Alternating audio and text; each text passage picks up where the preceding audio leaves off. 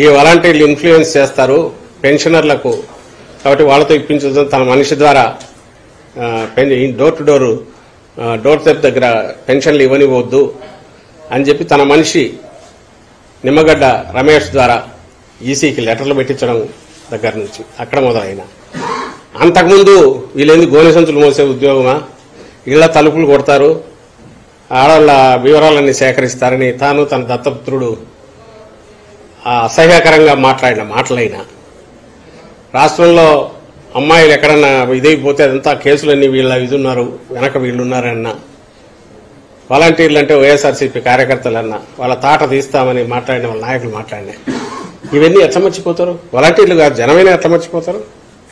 ఈరోజు ఉన్నట్టుండి వాలంటీర్ల వ్యవస్థను కొనసాగిస్తా, 10,000 ఇస్తా, ₹1,00,000 ఇస్తా, 10,000 అని ఎందుకు అయినాడు అర్థం కావట్లేదు, 20,000 1,00,000 అని కూడా అని ఉండొచ్చు. అంతకుముందు అన్నట్టున్నాడు మీ నైపుణ్యం పెంచి 40,000 సంపాదన చేస్తానని. ఈ ముందన్నవి ఎప్పుడైతే అంతగా రాగానే ఆ వ్యవస్థనే తీసేస్తాను అని ఎప్పుడైతే అన్నాడో వాటిని పక్కకు తోసేసి ఉన్నట్టుండి ఇది అనడంతో ఈయన ఎంత అబద్దాల కోరు ఈ రోజుకు మారలేదు. 95లో ఎట్లున్నాడో 2024లో కూడా అట్లే ఉన్నాడు. 14లో ఎట్లా మోసం చేశాడో అంతకు డబుల్ మోసం ఈసారి చేస్తాడని ప్రజలకు బాగా అర్థమైంది ఈ మాట మాట్లాడడంతో. ఇప్పుడు వ్యవస్థను కొనసాగిస్తానంటున్నాడు. వీళ్ళని ఉంచాడు, ఈ వాలంటీర్లను తీసేస్తాడు, జన్మభూమి కమిటీల్లో ఉండే వాళ్ళను దాంట్లోకి తీసుకొస్తాడు. తీసుకొచ్చేసి వాళ్ళకి 10,000 చేస్తాడు, వాళ్ళకి 15,000 కాదు 20,000 చేస్తాడు, పై ఆదాయం కూడా వచ్చేట్టు చేస్తాడు. ఈరోజు చూసిన తెలంగాణలో అది ఎంత నిజమో తెలియదు కానీ వాళ్ళు ఏదో కమిటీలు పెడతాము, దాంట్లో ఆ సభ్యులు చెప్పిన వాళ్ళకే పథకాలు ఇస్తామని అన్నారండి. అది అఫీషియల్గా అన్నారో తెలియట్లా, నేను ఈరోజు చూశాను.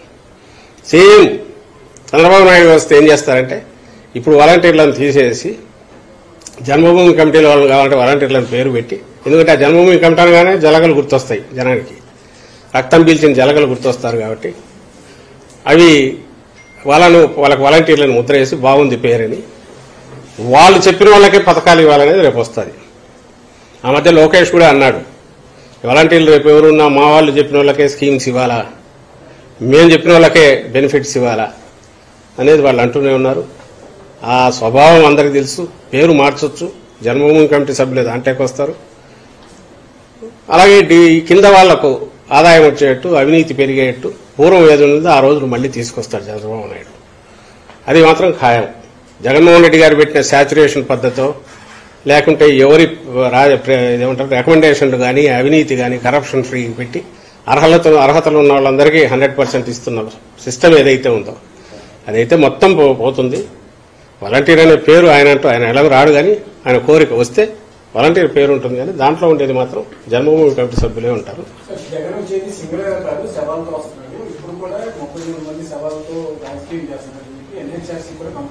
అదే ఎంత దారుణం చూడండి, 3 పార్టీలు పెట్టారండి నేను చూశాను.